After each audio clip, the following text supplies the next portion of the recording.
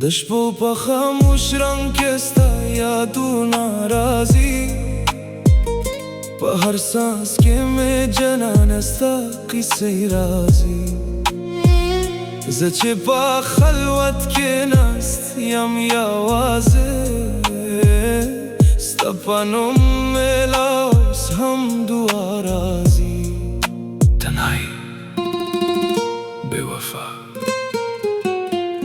تا ویل چې مینه به تل پتی شي، خو په نیمه لر کې قصه متی شي. زه لا اوس هم په هغه مخم کې یم چې په سترګو کې مې امید پتی شي. د باران په څاڅکو کې ستا آواز اورم، د غم په سینداب کې ستا انداز اورم.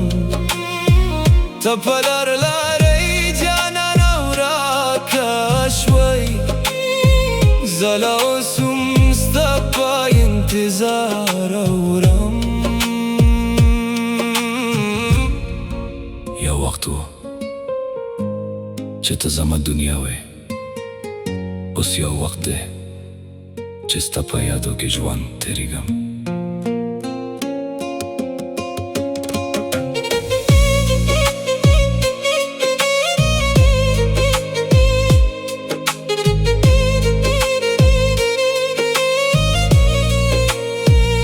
د مینې په کتاب کې پانا پانا ته وې، د ارمانو په کور کې خزانه ته وې.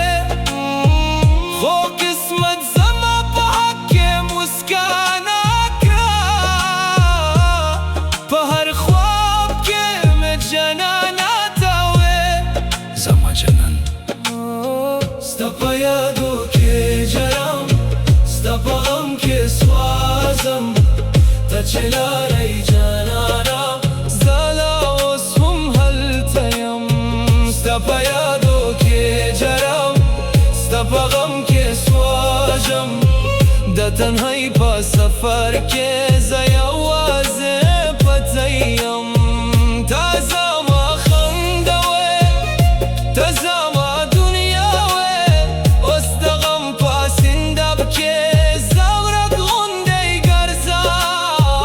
تا زما مینه وې، تا زما ارمان وې، خو د بې وفای په اور کې زه لا اوس هم سوځم.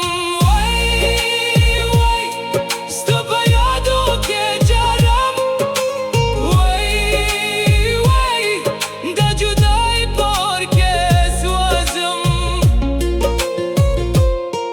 په هر لار کې ستا په قدم نشانه وینم، په هر مخم کې ستا په نوم افسانه وینم. د زړه په مات شیشو کې لا اوس هم ستا د مینې پورنۍ خزانه وینم. بې وفا د سحر پران را کې زړه مې خندانه کوي، د مخم په خاموشي کې ساه مې جوړانه کوي. هر چا راله وایي چې ته هېر کړه، خو ستا یادونه راله اجازه نه کوي. یا الله، زه پوهېږم چې ته به بیا را نشې، خو زړه مې له اوس هم منل نشي، او ستا په انتظار کې له اوس هم ژوند یم. د جدای په شپو کې لمر هم راک شو، د ارمانو په کور کې هر څراغ مړ شو. زه په یادو کې لا اوس هم ستا ژوند یم، خو زما په نصیب کې هر بهار مړ شو. مورئ چې کله زه خاموش شم ستا نوم آواز شي، چې کله زه راک شم ستا یاد مې ساز شي. دمین قصه با تمام شه یا روز خوسته یاد با پزرکی همراز شه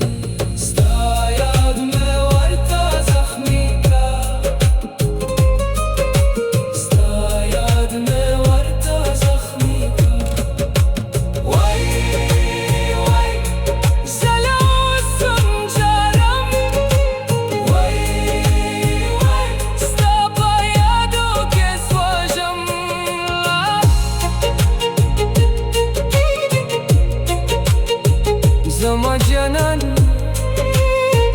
زما جانان